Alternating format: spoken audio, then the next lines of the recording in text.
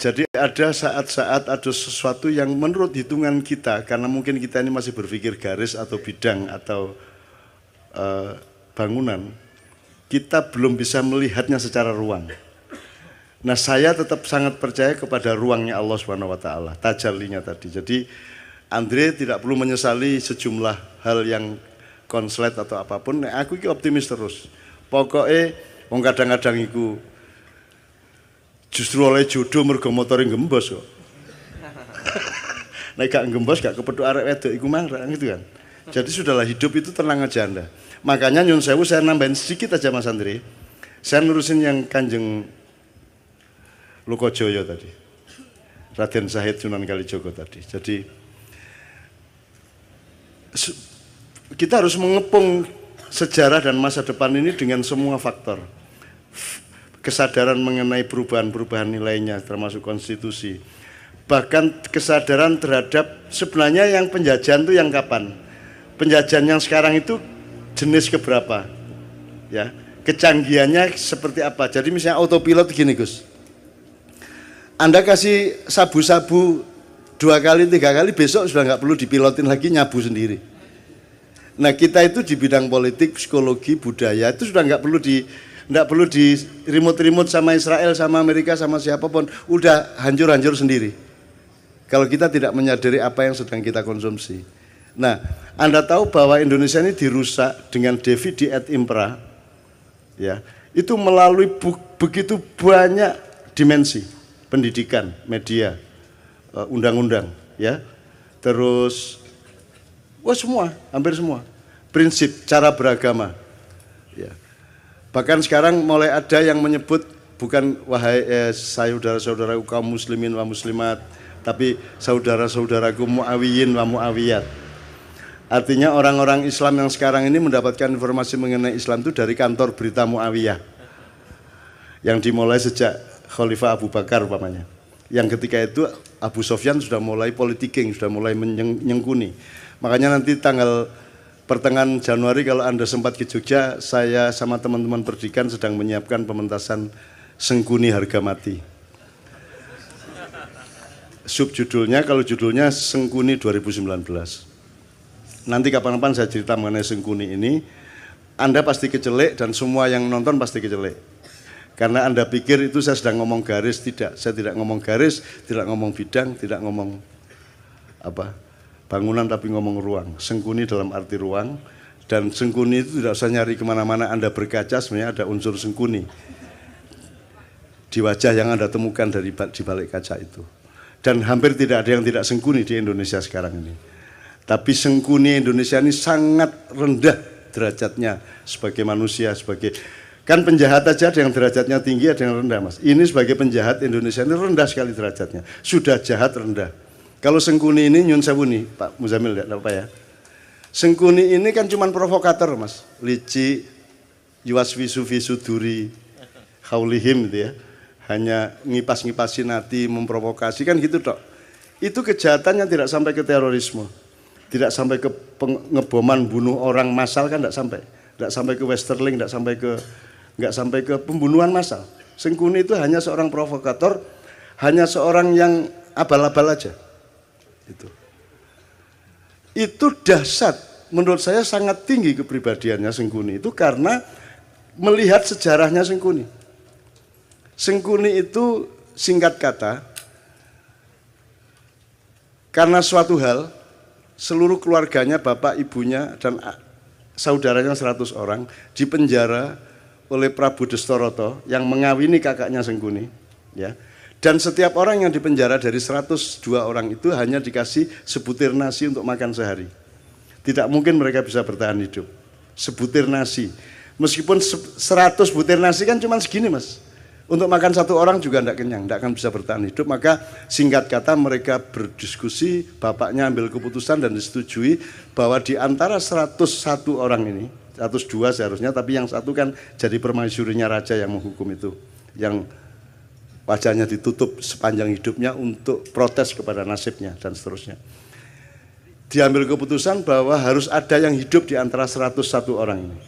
Maka yang 100 orang merelakan untuk dimakan oleh yang satu. Jadi Sengkuni itu bertahun-tahun kerjanya adalah makan saudaranya. Mutilasi, digoreng kikile sik, digoreng sikile sik, dirijine dikletusi, terus mari ngono motone di oseng-oseng. Terus mari ngono jantungnya dirogoh, dicucup kayak jamu. Pokoknya sekian tahun dia di penjara, dia makan adik-adiknya sebanyak 98 orang dan bapak ibunya sebanyak 2 orang. Jadi orang dia menjadi jahat karena dia pernah dipaksa makan untuk regenerasi ini. Ya, untuk regenerasi, untuk kehormatan keluarga, harus hidup. Maka cara satu-satunya untuk hidup adalah makan 98 adiknya, seperti Sumanto itu. Tapi satu persatu. Mas, Anda pernah membentak ibu Anda? Pernah membentak ayah saya? Pernah membentak ibu? Kalau sampean sekali membentak ibu sampean stres enggak? Bisa enggak tidur tenang Anda? Merasa bersalahnya luar biasa, baru membentak ibu. Ini makan ibunya, bapaknya dan adiknya 98 orang. Terpaksa dia makan. Menurut Anda itu kejahatan apa penderitaan? Penderitaan. Dan orang yang menderita harus makan saudaranya sendiri segitu banyak dan bapak ibunya. Kemudian hanya menjadi seorang provokator. Hanya menjadi seorang yang licik. Itu hebat enggak dia? Seharusnya Sengkuni menjadi teroris besar. Dia bunuh semua orang. Betul enggak? Harusnya dia obrak-abrik itu Astinapura, Indraprasta dan semuanya. Karena dia bermaksud baik, maunya Mbak Yunya itu kawin sama Pandu. Jadi, karena dia mempertimbangkan bibit, bebet, bobot. Perhitungannya sangat baik untuk berkeluarga. Tapi ternyata dia dikawini oleh kakaknya yang buta itu. Dan Sengkuni tidak setuju. Kemudian tapi karena sudah keputusan bapaknya dan keluarga, akhirnya dia tetap setia mengawal Mbak Yunya menjadi permaisuri kerajaan Astinapura. Kerajaan Astinapura ini rajanya akhirnya tahu bahwa sebelum kawin sama dia, dulu Mbak Yunya ini dikawinin sama kambing. Kemudian begitu kawin, kambingnya dibunuh, disembelih. Kenapa dikawinkan sama kambing? Karena menurut perhitungan primbon, neptunya tidak cocok antara Mbak Yunya dengan suaminya.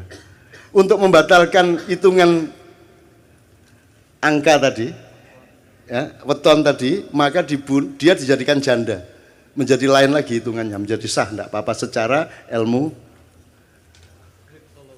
kriptologi namanya ya. Oke. Nah marahlah suaminya, loh ternyata saya ini kawin sama janda kambing.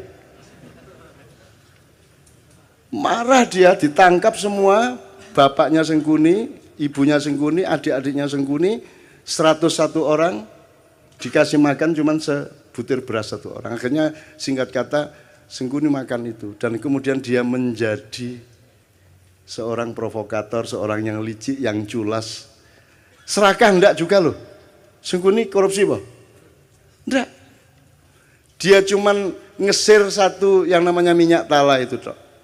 Dia rebutan minyak tala tumpah terus dia bergulung-gulung. Sehingga dia sakti, dia tidak bisa ditembus oleh senjata apapun karena badannya sudah berlumuran minyak tala, minyak kehidupan, gitu ya. Bagaimana dia bisa mati? Semar yang ngasih tahu kepada Bima, mau Bima, iku biyen pas gulung-gulung di lengo tolo iku silite gak kena. Jadi gulung-gulung kan tetap anusnya kan gak kena mas, yang kena bokongnya tok ya. Minyaknya tidak sampai masuk. Nah itu kan tidak kebal. Akhirnya sama Bimo pakai kuku pancanaka disogok silite cet matek deh. Itu ya hati-hati ya mas ya. Itu. Nah teman-teman sekalian, saya yang pertanyaannya sederhana. Kalian ini pemimpin-pemimpin Indonesia ini,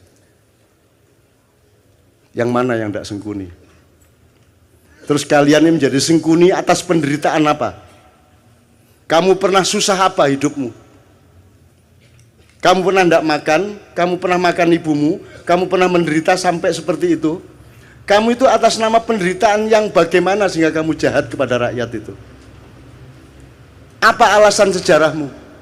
Kalau Sengkuni ada alasannya untuk jahat. Meskipun kejahatan dia tidak sepadan sama sekali dengan penderitaannya. Seharusnya orang macam Sengkuni yang makan 101 keluarganya sendiri, dia dalam tanda petik berhak untuk menjadi teroris besar. Kalau dia tidak kuat, dia akan gila atau dia bunuh diri. Tapi Sengkuni sangat kuat dan sangat arif sehingga dia hanya menjadi provokator. Sementara kita dipimpin oleh Sengkuni-Sengkuni yang tidak punya alasan sejarah untuk jahat kepada rakyatnya. Kamu pernah jahat apa? Kamu pernah menderita apa? Wong kami yang tidak pernah utang seperti anak-anak utang. Kamu tidak pernah kredit seperti mereka. Kamu lancar-lancar saja kok. Ya toh? Kamu juga anak orang yang tidak miskin, cukup kaya sehingga kamu bisa nyalon kok. Urusanmu sama uang-uang besar. Atas nama apa kamu jahat kepada rakyatmu? Apa alasan sejarahmu? Dijawab kalau Sengkuni KB. Gitu loh Mas, jadi pentasnya itu soal itu. Ini apa toh? Allah mengatakan Allah tidak menyukai kata-kata yang diperjelas kejelekannya, ya. Apa? La yuhibbullahu al-jahra bisu'i minal qaul. Itu ya terjemahannya. Ya, terjemahannya. La yuhibbullahu al-jahra bisu'i minal qauli illa man zulim. Tidak, Allah tidak menyukai perkataan yang nyaring tentang keburukan kecuali orang yang didolimi. Jadi mesuh, ya boleh. Dendam, bagi orang yang didolimi. Wobol kon niku gitu ya. Itu Allah tidak suka kecuali kamu dalam keadaan dianiaya. Jadi kalau dianiaya Allah membatalkan ketidaksukaan, ya wis rapopo kon menderita kok gitu loh. Itu hukum Allah loh. Lah ini Indonesia ini kamu itu menderita apa? Sehingga kamu kejamnya begitu rupa kepada rakyat. Kamu pernah menderita apa? Kamu pernah miskin apa? Karena kamu pernah puasa kayak apa? Kamu pernah tirakat apa? Kamu lancar-lancar semua kok. Kamu bisa membayar miliaran untuk jadi pejabat. Apa alasanmu untuk jahat kepada rakyat? Sengkuni saja tidak sejahat kamu, padahal dia penderitaannya ribuan kali lipat dibanding penderitaan hidupmu. Wahai seluruh rakyat Indonesia, aku nyatakan hari ini